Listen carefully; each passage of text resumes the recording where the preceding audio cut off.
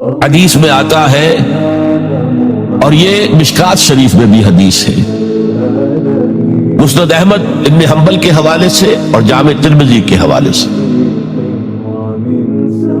حضور فرماتے ہیں، حارث اشعری رضی اللہ تعالیٰ عنہ اس کے راوی ہے، انی آمرکم بخمس، مسلمانوں میں تمہیں 5 باتوں کا حکم دے رہا ہوں،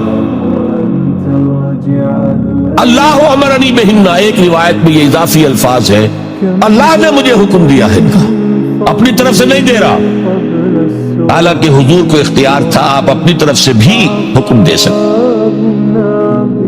وہ 5 باتیں کیا ہیں؟ بالجماعت والسمع والطاعت والہجرت والجہاد فی سبیل اللہ۔ کتنا بڑا مجموعہ اس وقت یہاں ہے، کیا میں پوچھ سکتا ہوں کتنے لوگوں نے یہ حدیث سنی ہے آج سے پہلے؟ ذرا ہاتھ اٹھائیں، کیا وجہ؟ دیکھیے 5 چیزیں وہ ہیں جو ہم میں سے ہر ایک کو یاد ہے، حدیث یاد ہونا ہو اس کا ایسنس تو یاد ہے۔ بنی الاسلام علی 5، شہادت اللہ الہ الا اللہ وان محمد رسول اللہ، واقام الصلاۃ وایتاء الزکاۃ وصوم رمضان وحج البیت من استطاع الیہ سبیلا۔ اس کو نہیں معلوم 5 ارکان اسلام؟ اور کس نے فرمایا؟ یہ حضور نے۔ اور یہ کلام خبریہ ہے، بنی الاسلام علی 5، اس میں امر کا انداز نہیں ہے، خبر ہے۔ اسلام کی تعبیر 5 بنیادوں پر ہے، یہ حدیث ہمیں یاد ہے، اور جس کے کہہ رہے ہیں میں حکم دیتا ہوں تمہیں اور اللہ نے مجھے حکم دیا ہے، یہ 5 باتیں ہمارے ذہن سے نکل گئی، اس لیے کہ ہمارے ذہن میں اسلام کا تصور مذہب کا ہے، دین کا ہے ہی نہیں۔ ہم وہی سمجھتے ہیں کہ نماز، ایک تو یہ کہ ہمارے عقائد ٹھیک ہو، نماز روزہ حج زکوٰۃ کا تقاضا ہو، اور کچھ جو ہمارے سوشل کسٹمز ہیں، عیدیں منائے، جمعہ پڑھے، قربانیاں دیا کریں عید الاضحیٰ میں، بچے کا عقیقہ کریں، مردے کو دفنائیں کفنائیں، شادی ہو تو ایجاب و قبول کرائیں، پھیرے نہیں ڈلوائیں گے، بھئی یہ ہمارا دین ہے، ہمارا مذہب ہے۔ مذہب دین نہیں ہے، دین کا تصور ہی نہیں۔ اب اتنے خوگر ہو گئے محکومیت کے کہ دین کی اقامت کا تصور، دین کو غالب کرنے کا تصور ہمارے ذہنوں سے نکل گیا، ذہن میں ہے ہی نہیں۔ علماء کو بھی اجنبی سی بات لگتی ہے، یہ کیا بات کہہ رہے ہیں، وہ تو اجنبی سی بات ہے، اس لیے کہ ہمارے ذہنوں سے تصور نکل۔ پہلے مسلمان بادشاہ تھے، ملوکیت تھی، وہ اسلام تو نہیں تھا۔ اسلامی نظام تو خلافت راشدہ کا تھا، ابو بکر اور عمر اور عثمان اور علی اور حضرت حسن کو میں مزید شامل کرتا۔ تب 30 برس بنتے جو حضور نے فرمایا تھا کہ یہ 30 برس خلافت ہے، بعد میں تو ملوکیت آ گئی۔ بنو امیہ کے بادشاہ تھے، چاہے خلفاء اپنے آپ کو کہلوائے، بنو عباس تو بڑے بادشاہ تھے، شہنشاہ تھے، بڑے محل بنائے تھے، اور یہی حال پھر ان کو ہم کہہ دیتے ہیں عثمانی خلفاء، یعنی ترک بادشاہ اور شہنشاہ، کا بھی حال یہی تھا۔ اسلام کا اس کے بعد آگے انگریز نے کہا قانون ہمارا ہوگا، کرمنل لا ہمارا ہوگا، CRPC ہماری ہوگی، سول لا ہمارا ہوگا، نظام ہمارا ہوگا، نماز پڑھ سکتے ہو، روزہ رکھ سکتے ہو، ہمیں کوئی تمہارے مذہب سے کوئی دشمنی نہیں، بلکہ انگریز نے تو بڑی رعایت کی تھی۔ اس نے کہا تھا تم اپنے فیملی لاز بھی اپنی مرضی سے جیسے چاہو طے کرو۔ آج مسلمان ممالک میں سے بھی اکثر نے اپنے فیملی لاز چھوڑ کر یورپ کے فیملی لاز اختیار کر دیے، اور پہلی مرتبہ یہ کام کیا تھا ترک نے، اور یورپ کے اخبارات نے پھر تنزیہ لکھا تھا کہ یہ عجیب قوم ہے، کہتی ہے کہ بہترین قانون ہمارے پاس ہے، اور حال یہ ہے کہ فیملی لاز بھی ہم سے مانگ رہے ہیں، رومن لا سے اخذ کر رہے ہیں فیملی لا، تو یہ ان کا حال ہے، کہتے ہیں بہترین قانون ہمارے پاس ہے۔ تو انگریز کے آنے کے بعد اب ہمارا علماء کا قال اللہ و قال رسول یا مدرسہ چلا لے. بہرحال انہوں نے بڑی خدمتیں کی ہیں. اگر یہ نہ ہوتا تو شاید ہمارے ہاں مساجدیں آباد ہی نہ ہوتی.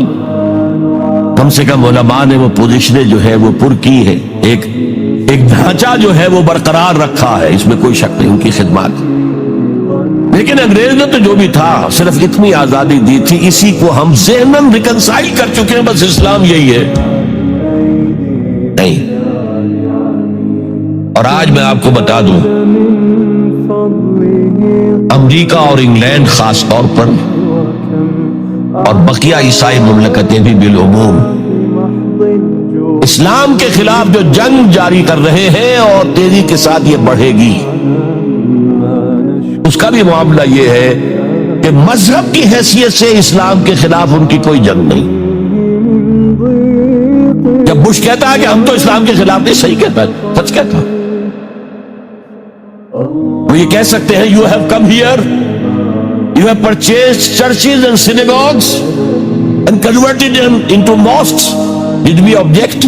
تم یہاں آئے, تم نے چرچ خرید کے مسجد بنا لی, سینیگوگ یہودیوں کا خریدا اور مسجد بنا لی. ہم نے کبھی روکا تمہیں؟ تم نمازیں پڑھتے ہو, ہم نے روکا؟ روزے رکھتے ہو, ہم نے روکا؟ بلکہ رمضان میں وائٹ ہاؤس میں ایک افطاری بھی دے دیتے ہیں تمہیں, سیریمونیل. تمہاری عید ہے, بقرہ عید ہے, ہم کو مومنٹی سٹیمپس جاری کر دیتے ہیں, یہ عید کا جو ہے ڈاک کا ٹکٹ ہے اور یہ بقرہ عید کا ہے. تو مذہب سے تو ہمیں کوئی اعتراض نہیں, لیکن اسلام کا سیاسی, معاشی اور سماجی نظام nothing doing. We will not bear it. نظام ہمارا ہوگا. اور سمجھ لیجئے یہ تاریخ نے پورا سرکل, ایک گھیرا پورا کر لیا. وہ جو مولانا حالی نے کہا تھا, اے خاصہ خاصہ نے رسول وقت دعا ہے, امت میں تیری آ کے عجب وقت پڑا ہے. وہ دی جو بڑی شان سے نکلا تھا وطن سے, پردیس میں وہ آج غریب الغرباء ہے. کس شان سے نکلا تھا اسلام, اور آج بالکل ریورس ہو گیا. اسلام نے یہ کہا تھا اسلام لے آؤ, ہمارے برابر کے بھائی ہو جاؤ گے. ہم یہ بھی نہیں کہیں گے ہم پرانے مسلمان ہیں, سینئر مسلمان ہیں, ہمارے حقوق زیادہ ہیں, تم نیو کمرز ہو, نو مسلم ہو, تمہارے حقوق نہیں, بالکل برابر. یہ نہیں تو اسلام کی بالادستی قبول کرو, چھوٹے ہو کر رہو, ہاتھ سے جزیہ پیش کرو. یؤتوا الجزیۃ عن ید وہم صاغرون. پھر تم یہودی رہو مذہب کے طور پر, نظام ہمارا ہوگا دین حق کا, وہ غالب ہم نے کرنا ہے. محمد الرسول اللہ بھیجے گئے دین کو غالب کرنے کے لیے.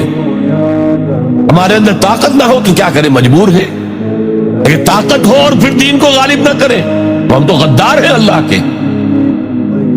لہذا کیا کہتے تھے, ایمان لے آؤ برابر کے ہو جاؤ گی, نہیں تو رہو تم عیسائی رہو, یہودی رہو, مجوسی رہو. ابھی شروع میں ان تین سے ہی معاملہ چلا, لیکن اسلام کی بالادستی نظام ہمارا ہوگا, باقی تم نیچے رہو.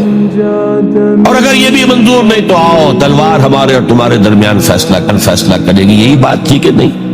آج وہی بش کہہ رہا, نظام ہمارا ہوگا, اس نظام کے نیچے تم رہو, مسلمان رہو, ہندو رہو, عیسائی رہو, کچھ رہو.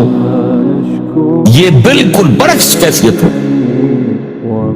آج کا مسلمان جو ہے ان چیزوں سے اس لیے ذہناً غافل ہے کہ حضور کی اتنی تاکیدی حدیث, انی آمرکم بخمس اللہ امرنی بہن بالجماعت والسمع والطاعت والہجرت والجہاد فی سبیل اللہ, کبھی منبر سے نہ سنائی گئی نہ کبھی سنی گئی.